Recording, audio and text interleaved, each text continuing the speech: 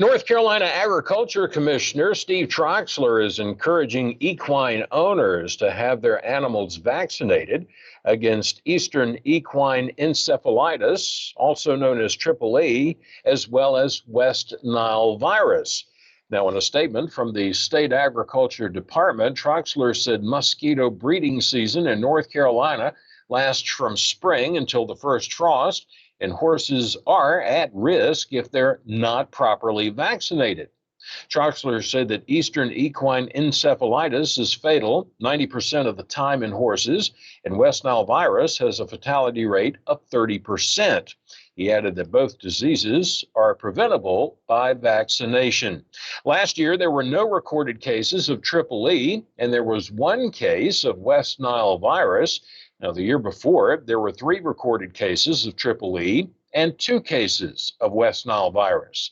State veterinarian Dr. Mike Martin recommends that equine owners talk with their veterinarians about an effective vaccination protocol to protect horses from mosquito-borne diseases. The combination vaccination initially requires multiple injections for horses, mules, and donkeys that have no prior vaccination history. Mosquitoes can breed in any puddle that lasts for more than 4 days, so removing any source of standing water can reduce the chance of exposing animals to both diseases. People, horses, and birds can become infected by a bite from a mosquito carrying the diseases, but there's no evidence that horses can transmit the viruses to other horses, people, or birds through direct contact.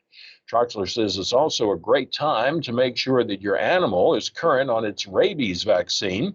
In 2022, 7 cases of livestock infected with rabies were reported to the State Veterinary Division, and since January of this year, there have been 2 positive cases in livestock. Historically, most of the cases of rabies have been in cows, but Troxler says that all livestock are naturally curious animals, and that puts them at the risk of a bite if the rabid animal should get through a fence line. If you have any questions, contact your veterinarian.